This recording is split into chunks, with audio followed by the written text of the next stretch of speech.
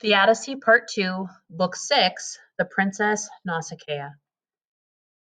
In this important episode, we meet the lovely teenage princess Nausicaa and learn something about domestic life in those days. Homer is not above telling us about doing laundry or taking baths. We also learn here something about natural modesty and standards of moral behavior. The world of epic is the world of heroes, but it is also the world of everyday reality. Far gone in weariness, in oblivion, the noble and enduring man slept on. But Athena in the night went down the land of the Phaeacians, entering their city. She took her way to a painted bedchamber where a young girl lay fast asleep, so fine in mold and feature that she seemed a goddess, the daughter of Alcinous, Nausicaa. On either side, as Graces might have slept, her maids were sleeping. The bright doors were shut, but like a sudden stir of wind, Athena moved to the bedside of the girl and grew visible as the shipman Dymas's daughter, a girl the princess's age, and her dear friend. In this form, grey-eyed Athena said to her, "How so remiss, and yet thy mother's daughter? Leaving thy clothes uncared for, Nausicaa, when soon thou must have store of marriage linen, and put thy minstrelsy in wedding dress. Beauty in these will make the folk admire, and bring thy father and gentle mother joy. Let us go washing in the shine of morning. Beside thee will I drub, so wedding chest will brim by evening. Maidenhood must end. Have not the noblest born Phaeacians paid court to thee, whose birth none can excel? Go beg thy sovereign father, even at dawn, to have the mule cart and the mules brought round to take thy body linen, gowns, and mantles. Thou shouldst ride, for it becomes thee more. The washing pools are found so far from home." On this word she departed, grey-eyed Athena, to where the gods have their eternal dwelling, as men say, in the fastness of Olympus. Never a tremor of wind or a splash of rain, no errant snowflake comes to stain that heaven, so calm, so vaporless, the world of light. Here, where the gay gods live their days of pleasure, the grey-eyed one withdrew, leaving the princess. And now dawn took her own fair throne, awaking the girl in the sweet gown, still charmed by dream. Down through the room she went to tell her parents, whom she found still at home, her mother seated near the great hearth among her maids, and twirling out of her distaff yarn dyed like the sea. Her father at the door, bound for a council of princes and on petition of the gentry. She went up close to him and softly said, "My dear papa, could you not send the mule cart around for me? The gig with the pretty wheels? I must take all our things and get them washed at the river pools. Our linen is all soiled. And you should wear fresh clothing, going to council with counselors and first men of the realm. Remember your 5 sons at home. Though 2 are married, we have still 3 bachelor sprigs. They will have none but laundered clothes each time they go to dancing. See what I must think of." She had no word to say of her own wedding, though her keen father saw her blush. Said he, "No mules would I deny you, child, nor anything. Go along now. The grooms will bring your gig with pretty wheels and the cargo box upon it." He spoke to the stableman, who brought round the cart, low-wheeled and nimble, harnessed the mules, and backed them in the traces. Meanwhile, the girl fetched all her soiled apparel to bundle in the polished wagon box. Her mother, for their luncheon, packed a hamper with picnic fare and filled a skin of wine, and when the princess had been handed up, gave her a golden bottle of olive oil for softening girls' bodies after bathing. Nausicaa took the reins and raised her whip, lashing the mules. What jingling! What a clatter! But off they went in a ground covering trot, with princess maids in laundry drawn behind. By the lower river where the wagon came were washing pools, with water all year flowing in limpid spillways, with no grime withstood. The girls unhitched the mules and sent them down along the eddying stream to crop sweet grass. Then, sliding out the cart's tail board, they took armloads of clothing to the dusky water, and trod them in the pits, making a race of it. All being drubbed, all blemish rinsed away, they spread them piece by piece along the beach, whose pebbles had been laundered by the sea. They took a dip themselves, and, all anointed with golden oil, ate lunch beside the river, while the bright burning sun dried out their linen. Princess and maids delighted in that feast. Then, putting off their veils, they ran and passed a ball to a rhythmic beat, Nausicaa flashing first with her white arms. Soon it was time, she knew, for riding homeward. mules to be harnessed, linen folded smooth, but the gray-eyed Athena made her tarry so that Odysseus might behold her beauty and win her guidance to the town. It happened when the king's daughter threw her ball offline and missed, and put it in the whirling stream, at which they all gave such a shout. Odysseus awoke and sat up, saying to himself, now by my life, mankind again. But who? Savages are they, strangers to courtesy, or gentlefolk who know and fear the gods? That was a lusty cry of tall young girls, most like the cry of nymphs who haunt the peaks and springs of brooks and inland grassy places. Or am I amid people of human speech? Up again, man, let me see for myself. He pushed aside the bushes, breaking off with his great hand a single branch of olive, whose leaves might shield him in his nakedness. So came out rustling like a mountain lion, rain drenched, wind buffeted, but in his might at ease with burning eyes, who prowls among the herds or flocks, or after game his hungry belly taking him near stout homesteads for his prey. Odysseus had this look in his rough skin advancing on the girls with pretty braids. And he was driven on by hunger too. Streaked with brine and swollen, he terrified them, so that they fled this way and that.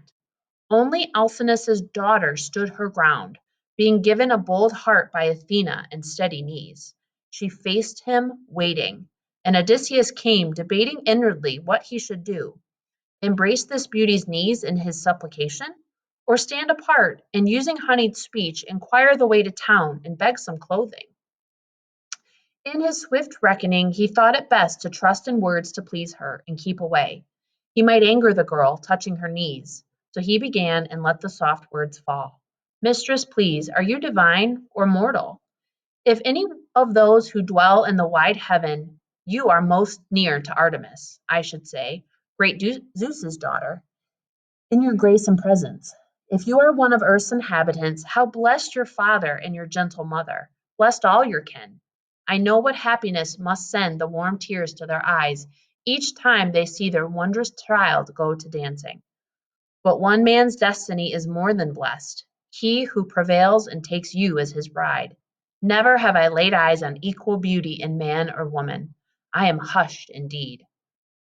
So fair, one time I thought a young palm tree at Delos near the altar of Apollo.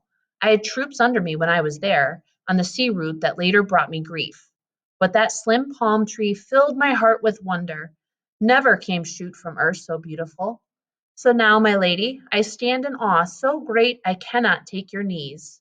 And yet my case is desperate. 20 days yesterday in the wine-dark sea, on the ever-lunging swell, under gale winds, getting away from the island of Ogygia. And now the terror of storm has left me stranded upon this shore, with more blows yet to suffer, I must believe, before the gods relent. Mistress, do me a kindness.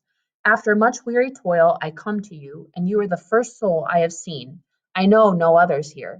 Direct me to the town. Give me a rag that I can throw around me, some cloth or wrapping that you brought along. And may the gods accomplish your desire, a home, a husband, and harmonious converse with them. The best thing in the world being a strong house held in serenity where man and wife agree. Woe to their enemies, joy to their friends. But all this they know best. Then she of the white arms, Nausicaa, replied, Stranger, there is no quirk or evil in you that I can see. You know Zeus metes out fortune to good and bad men as it pleases him. Hardship he sent to you, and you must bear it. But now that you have taken refuge here, you shall not lack for clothing, or any other comfort due to a poor man in distress. The town lies this way, and the men are called Phaeacians, who own the land and city. I am the daughter of to the prince Alcinous, by whom the power of our people stands. Turning, she called out to her maids in waiting, Stay with me. Does the sight of a man scare you? Or do you take this one for an enemy? Why, there's no fool so brash, and never will be, as to bring war or pillage to this coast. For we are dear to the immortal gods living here, in the sea that rolls forever, distant from other lands and other men. No, this man is a castaway, poor fellow. We must take care of him. Strangers and beggars come from Zeus. A small gift, then, is friendly. Give our new guest some food and drink, and take him into the river out of the wind to bathe. They stood up now and called to one another to go on back. Quite soon they led Odysseus under the river bank as they were bidden, and there laid out a tunic and a cloak, and gave him olive oil in the golden flask. Here, they said, go bathe in the flowing water. But heard now from that kingly man Odysseus. Maids, he said, keep away a little. Let me wash the brine from my own back and rub on plenty of oil. It is long since my anointing. I take no bath, however, where you can see me, naked before young girls with pretty braids. They left him then and went to tell the princess. And now Odysseus, dousing in the river, scrubbed the coat of brine from back and shoulders and rinsed the clot of sea spume from his hair, got himself all rubbed down from head to foot, then put on the clothes the princess gave him. Athena lent a hand, making him seem taller and massive too, with crisping hair and curls like petals of wild hyacinth, but all red golden. Think of gold infused on silver by a craftsman, whose fine art Hephaestus taught him, or Athena, one whose work moves to delight.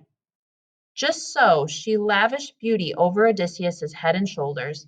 Then he went down to sit on the beach in his new splendor. There the girl regarded him, and after a time she said to the maids beside her, my gentle women, I have a thing to tell you. The Olympian gods cannot be all averse to this man's coming here among our islanders. Uncouth he seemed. I thought so too before, but now he looks like one of heaven's people. I wish my husband could be fine as he and glad to stay forever on Scheria. But you have given refreshment to our guest?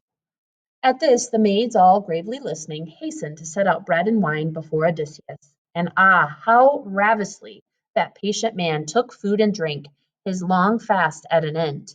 The princess Nausicaa now turned aside to fold her linens in the pretty cart she stowed them, put the mule team under harness, and mounted the driver's seat, then looked down to say upon with cheerful prompting to Odysseus, up with you now, friend. Back to town we go, and I shall send you in before my father, who is wondrous wise. There in our house with him you'll meet the noblest of the Phaeacians. You have good sense, I think. Here's how to do it. While we go through the countryside and farmland, stay with my maids, behind the wagon, walking briskly enough to follow where I lead. But near the town, well, there's a wall with towers around the isle, and beautiful ship basins right and left of the causeway of approach. Seagoing craft are always beached beside the road, each on its launching ways. The agora, with fieldstone benches bedded in the earth, lies either side Poseidon's shrine, for there men are at work on pitch-black hulls and rigging, cables and sails and tapering oars.